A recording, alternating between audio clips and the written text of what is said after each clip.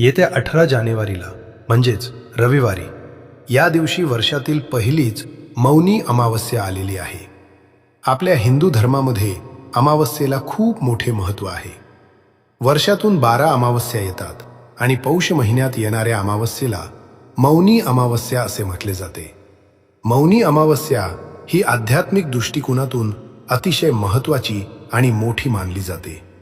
या मौनी अमावस्येच्या दिवशी स्नान आणि दान करण्याचे विशेष महत्त्व सांगितले जाते। असे मानले जाते की या दिवशी स्नान आणि दान केल्याने अनेक पटीने पुण्याची प्राप्ती होते। मौनी अमावस्या ही पूर्वजांसाठी देखील अतिशय महत्त्वाची मानली जाते। या दिवशी पितरांना नैवेद्य, तर्पण आणि पिंडदान केले जाते।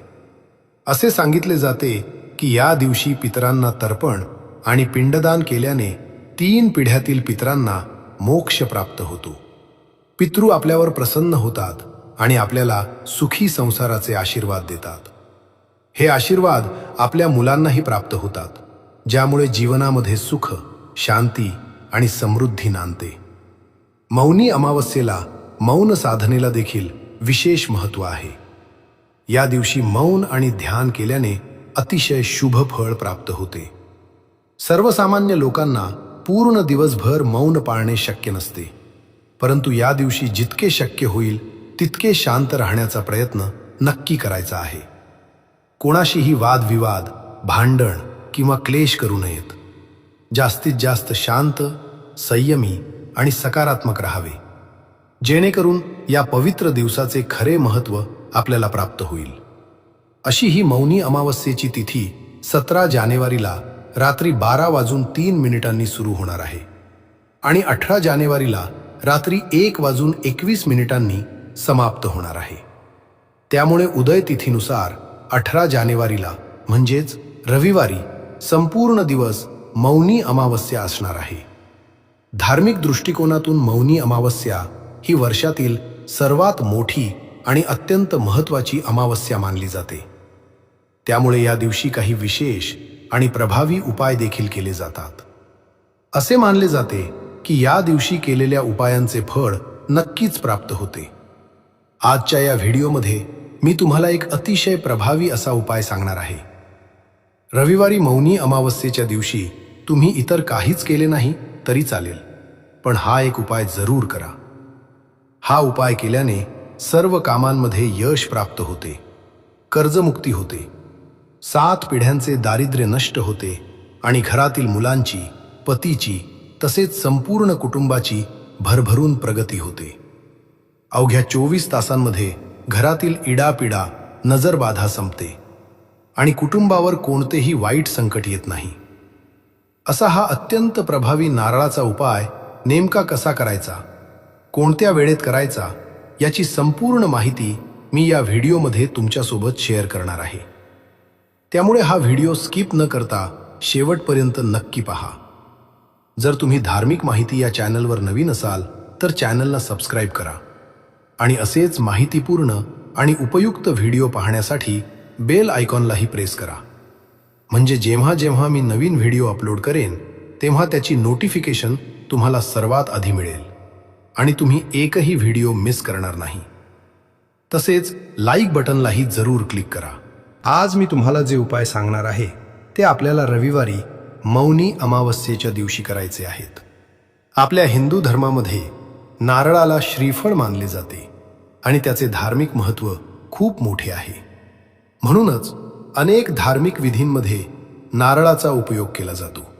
नारळावरचे बाह्य कवच संरक्षणाचे प्रतीक मानले जाते, तर आतला पांढरा भाग आंतरिक शुद्धतेचे प्रतीक आहे।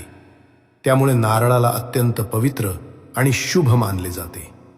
असेही सांगितले जाते की भगवान श्रीहरी विष्णू जेव्हा पृथ्वीवर अवतरले तेव्हा त्यांनी लक्ष्मी, नारळाचे झाड आणि कामधेनू या 3 गोष्टी आपल्या सोबत आणल्या। या 3ही गोष्टी मानवासाठी वरदान ठरल्या आहेत आणि म्हणूनच नारळाच्या झाडाला कल्पवृक्ष असेही म्हटले जाते। नारळामध्ये ब्रह्मा, विष्णू आणि महेश यांचा वास असतो असे मानले जाते। मौनी अमावस्येची तिथी देखील भगवान विष्णू, माता लक्ष्मी आणि भगवान शिवशंकर यांना समर्पित आहे।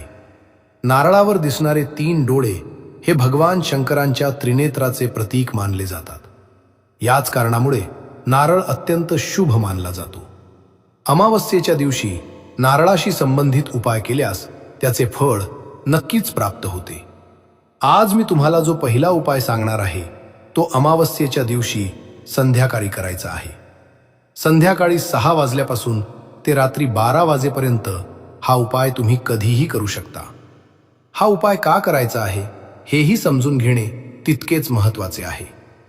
जर तुमच्या घरामध्ये सतत वादविवाद, भांडणे आणि क्लेश होत असतील, आई आणि मुलांमध्ये मतभेद असतील, पती पत्नीमध्ये सतत भांडणे होत असतील, मुलं हट्टीपणा करत असतील, सांगितलेली कोणतीही गोष्ट ऐकत नसतील, चुकीच्या सवयींमध्ये अडकली असतील, घरावर सतत संकटे आणि अडचणी येत असतील, पैशांची कायम अडचण जाणवत असेल, आलेला पैसा टिकत नसेल, घरातील सदस्यांची प्रगती होत नसेल, कोणत्याही कामात यश मिळत नसेल, कर्जाचा डोंगर वाढत असेल, तर अशा सर्व समस्या दूर करण्यासाठी हा नारळाचा उपाय अत्यंत प्रभावी ठरतो. हा उपाय करण्यासाठी अमावस्येच्या दिवशी सकाळी लवकर उठून स्वच्छ स्नान करायचे आहे. त्यानंतर देवघरातील देवांची विधिवत पूजा करून घ्यायची आहे. संध्याकाळी उपाय सुरू करण्यापूर्वी देवघरात दिवा लावायचा आहे.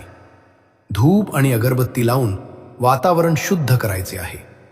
उपायासाठी पाणी असलेला एक नारळ घ्यायचा आहे. हा नारळ उजव्या हातात घेऊन देवघरासमोर उभे राहायचे आहे. नारळावर 5, 7 किंवा 9 कापूर वड्या ठेवायच्या आहेत आणि त्या कापूर वड्या प्रज्वलित करायच्या आहेत. जोपर्यंत कापूर जळत आहे तोपर्यंत श्री स्वामी समर्थ, श्री स्वामी समर्थ या मंत्राचा जप करायचा आहे. यालाच कर्पूर होम असे म्हटले जाते. अमावस्येच्या दिवशी असा कर्पूर होम घरात केल्याने पितृदोष, वास्तुदोष आणि ग्रहदोष नष्ट होतात असे मानले जाते. ज्या घरामध्ये असा कर्पूर होम केला जातो त्या घरात अखंड लक्ष्मीचा वास राहतो आणि घरातील सर्व समस्या हळूहळू नष्ट होतात. ज्या प्रकारे कापूर जळल्यानंतर त्याचा एकही अंश शिल्लक राहत नाही, त्याचप्रमाणे घरातील दोषांचाही अंश शिल्लक राहत नाही. कापूर जळून झाल्यानंतर तो नारळ देवघरासमोरच ठेवायचा आहे. दुसऱ्या दिवशी तो नारळ वाहत्या पाण्यात विसर्जित करायचा आहे किंवा एखाद्या स्वच्छ ठिकाणी खड्डा करून पुरून टाकायचा आहे. जर नारळ फुटलेला नसेल किंवा त्याला तडा गेलेला नसेल तर तो जपून ठेवून पुढच्या अमावस्येला पुन्हा कर्पूर होमसाठी वापरू शकता. याचबरोबर घरावर नजरबाधा, करणी किंवा कोणताही दोष असेल तर त्यासाठी देखील एक विशेष उपाय करता येतो. यासाठी पाणी असलेला एक नारळ घ्यायचा आहे. त्या नारळावर शेंदुराने भगवान शिवशंकरांचे त्रिशूळ काढायचे आहे. हा नारळ उजव्या हातात घेऊन घरातील प्रत्येक व्यक्तीच्या डोक्यापासून पायापर्यंत 7 वेळा उतरवायचा आहे.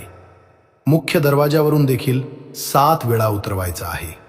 त्यानंतर घराबाहेर जाऊन तो नारळ वाहत्या पाण्यात विसर्जित करायचा आहे किंवा अशा ठिकाणी टाकायचा आहे जिथे कोणी तो उचलणार नाही किंवा वापरणार नाही.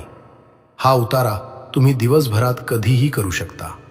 जर तुमच्या मनामध्ये एखादी इच्छा असेल, खूप प्रयत्न करूनही ती पूर्ण होत नसेल, कामामध्ये वारंवार अपयश येत असेल, शत्रूचा त्रास होत असेल, गुप्त किंवा उघड अडथळे येत असतील तर यासाठी देखील एक प्रभावी उपाय आहे.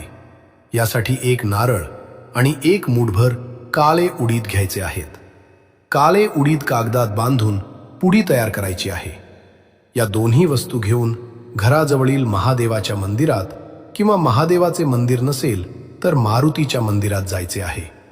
तेथे नारळ न फोडता तो नारळ आणि काळे उडीद अर्पण करायचे आहेत आणि दोन्ही हात जोडून मनापासून प्रार्थना करायची आहे. या उपायाने शत्रुदोष नष्ट होतो आणि सर्व इच्छा मनोकामना पूर्ण होतात असे मानले जाते. मौनी अमावस्येला केलेले उपाय अत्यंत फलदायी ठरतात. अमावस्येचा दिवस महिन्यातून एकदाच येतो आणि या दिवशी नकारात्मकता, दोष आणि अडचणी दूर करण्यासाठी केलेले उपाय सिद्ध होतात. त्यामुळे हे उपाय श्रद्धेने आणि विश्वासाने जरूर करा. व्हिडिओ तुम्हाला आवडला असेल तर लाईक करा आणि हा व्हिडिओ आपल्या मित्रपरिवारासोबत जास्तीत जास्त शेअर करा. चला तर मग भेटूया पुढील एका नवीन व्हिडिओमध्ये. तोपर्यंत सर्वांना जय श्री रुक्मिणी कृष्ण.